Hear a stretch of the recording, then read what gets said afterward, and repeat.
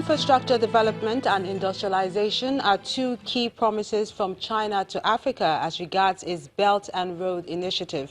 It is believed that cooperation between Africa and China in these areas will generate more resources for economic growth and development on the continent. This gave rise to a conference on the problems and prospects of the initiative organized by the Nigerian Institute of International Affairs. In the last 2 decades, China's relationship with African countries has grown, especially with the signing of MOUs on the Belt and Road Initiative. Launched by China in 2013, the initiative focuses on funding infrastructural development projects. This formed the basis of this conference organized by the Nigerian Institute of International Affairs to brainstorm on the challenges and prospects of the vision. Gathered here are experts, academics and diplomats to discuss different papers ranging from the framework and historical development to Africa's agenda in this vision. China tries to cooperate with strong and weak nations in order for inclusive global integration. Then apart from this, the whole framework tried to achieve 5 major objectives, which is the Belt and Road Initiative. Nigeria joined the initiative in September 2018. While some scholars are confident this is a good development for Africa, others remain critical about it. How do you organize 54 countries that are different culturally, technologically, developmentally into one to make an effective response? It's almost impossible. So I think we must go back to the drawing board. What do we understand about the Chinese initiative? That is very critical. What it offers is what Africa and Nigeria desperately needs. Opening up Africa, infrastructure, key element of Belt and Road is overland maritime connectivity. So how beneficial is this to Nigeria in particular? From the starting of the Belt and Road project, that about 20,000 people have actually gained job opportunities in the process of the Belt and Road construction in Nigeria. We're going to have more infrastructure, ease in transportation system among our own people. The Belt and Road Initiative, which spans around 120 countries, includes all 54 African nations that have signed a memorandum of understanding with China, covering more than 60% of the world's population. Let's find out what's happening in the world of business. Kayode is standing by.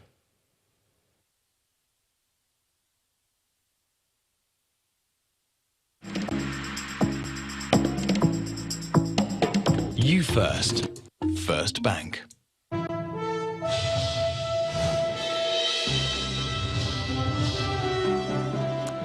Well, that's right, Melinda. You're welcome to Business News. We begin with Nigeria's volume of trade in terms of total imports from African countries, which was only 5.6% in the last 10 years. And that's according to a survey from the Manufacturers Association of Nigeria. Latest report from MAN shows that the lead supplier of Nigeria's import of manufactured goods within the continent was South Africa, which accounted for 34.7% of imports in 2017, while 4 out of 15 leading African supplying markets accounted for 79.3% of Nigeria's import. However, the report indicates that Nigeria had the least import penetration in the continent from African countries, and the manufacturers say this signifies the need for the recent passage of African Continental Free Trade Agreement policy, which is meant to be a framework. And a yield level of between 13 and 14% has been forecast as the likely new threshold for Nigerian Treasury bills and Naira bonds between now and the next Central Bank Monetary Policy Committee meeting in September. This projection is coming from a fixed income dealer at FSDH Merchant Bank, Mr. Chukwudi Nwokeke, who spoke with Channels Television earlier in the day. The dealer says the new outlook on yields was based on the sell-off by offshore investors and the increasing level of liquidity in the financial system. The central bank's primary market auction of 34 billion naira on Thursday was overbought to the tune of 112 billion naira, with bids ranging from 9 to 14.34%. Today, a total of 49 billion naira matured treasuries are due for repayment, just as the financial regulator sells 150 billion naira of new treasury bills. Outside the country, Kenya has approved its first ever issuance of green bond, which will raise 5 billion shillings, and that's about $48.45 million, to finance the construction of what it calls sustainable and climate resilient student accommodation. Kenya's capital markets regulator, CMA, says the bond, which is to be issued by Nairobi-based property developer Acorn, is a critical step in the development of an effective ecosystem to support the establishment of green capital markets in the country. Back home, Nigeria's Debt Management Office in June announced that proceeds of the second FGN sovereign green bond offer, which was oversubscribed by 220%, will be used to finance some approved projects in the 2018 Appropriation Act. Meanwhile, Hong Kong and Shanghai Banking Corporation, HSBC, says global green bond issuance have risen between $140 to $180 billion this year, and that's from $149.2 billion in 2018. And the equities market hits fresh two-year low as persistent sell pressure hits key market indicators at the close of today's trading session. Teniola Shoboali has the details.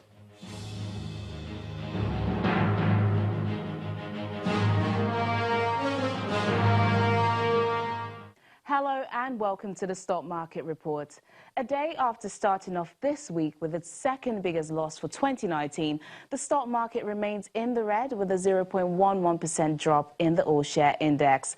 This comes after investors extended sell pressure on high-value equities across four major counters of the NSE in a bid to recover from spendings made within the Muslim holiday. The fresh round of profit-taking, which largely affected the shares of Dangote Cement, Lafarge and GT Bank, knocked off an additional 15 billion naira from the market capitalization. Performance on the price table remains lackluster, with 9 gainers led by 9.43% advance from Cement Company of Northern Nigeria against 23 losers led by 10% drop from ETI and Unilever. Overall volume of shares traded for Thursday was lower by 1.92 million units compared to Wednesday's session at 233.19 million, mostly contributed by the shares of GT Bank, Transcorp and Axis Bank. And that's the Stock Market Report. I'm Teniola Shoboali.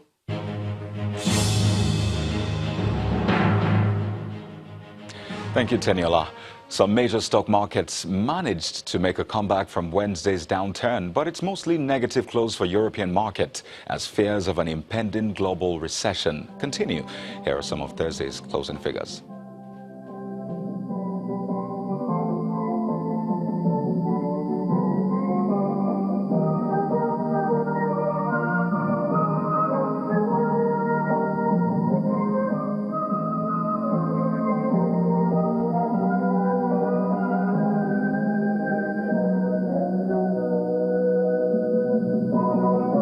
Thank you for watching Business News Tonight. I am Kayode Okikiolu. The news at 10 continues with Melinda.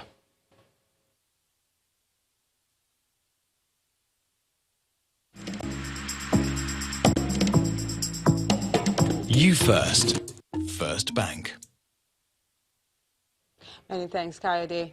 Israel has stopped 2 U.S. Democratic Congresswomen from entering its country. This is based on a new law introduced in 2017 that blocks visa to any foreigner who calls for any type of boycott that targets Israel. Here's Simon Pusey with more international stories on Around the World in 5. Good evening from the Channels Newsroom here in London. China has said it's prepared to act if the situation in Hong Kong continues to deteriorate. The ambassador to the UK says the country is preparing for the worst and has the power to quell any unrest swiftly. The comments came as hundreds of members of China's paramilitary police were seen conducting exercises across the border in Shenzhen. The show of force follows 10 weeks of increasingly violent confrontations between police and protesters. Authorities say more than 740 people have been arrested and 115 prosecuted since the 9th of June. Their moves are severe and violent offences and already showed signs of terrorism. The central government of China would never allow a few violent offenders to drag Hong Kong down a dangerous road, a dangerous abyss. Should the situation in Hong Kong deteriorate further into unrest, uncontrollable for the government of the Hong Kong Special Administrative Region, the central government would not sit on its hands and watch. He's also accused countries of meddling. We urge those foreign forces to respect China's sovereignty and security, immediately stop interfering in Hong Kong's affairs, stop interfering in China's internal affairs, stop conniving in violent offences. They should not misjudge the situation and go down the wrong path. Earlier, the US President Donald Trump suggested trade talks with China could wait until tensions had eased. On Twitter, he said he has zero doubt that President Xi can quickly and humanely solve the Hong Kong problem, and he asked about a personal meeting. The US has failed to block the release of an Iranian tanker off the coast of Gibraltar. Grace 1 was detained by the British Royal Marines last month on suspicion of smuggling oil to Syria in breach of EU sanctions. The United States made a last-minute plea to seize the vessel, but a court has ruled there are no grounds to hold the ship. The threat of a no-deal Brexit is fueling tensions in the UK, with Labour's Jeremy Corbyn making a new play for power. The opposition party leader, who's planning to call a vote of no confidence in the government, wants lawmakers to install him as a caretaker prime minister so he can stop Britain from crashing out of the European Union. If successful, he's promised to delay Brexit, call the snap election and campaign for another referendum. The Prime Minister seems desperate to take Britain out of the European Union on 31st of October without a deal.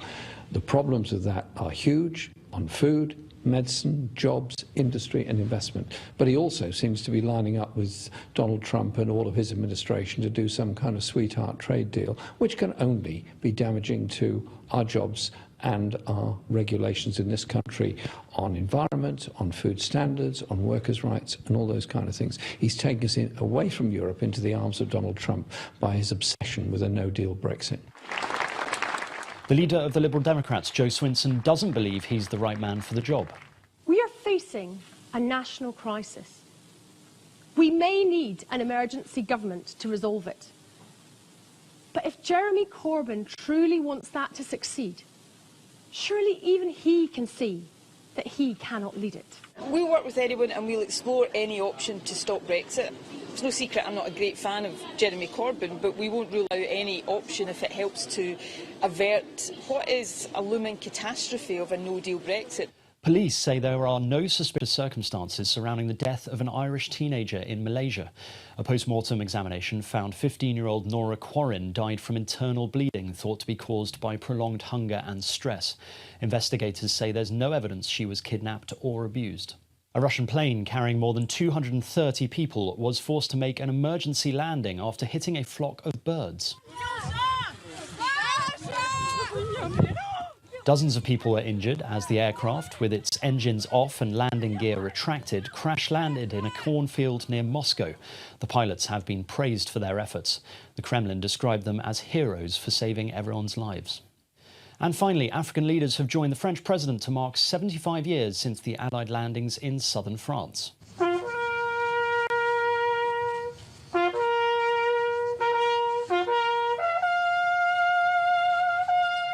The presidents of Guinea and Ivory Coast stood alongside Emmanuel Macron to pay tribute to soldiers who made the ultimate sacrifice. The ceremony in Saint Raphael was held where 464 Allied troops are buried.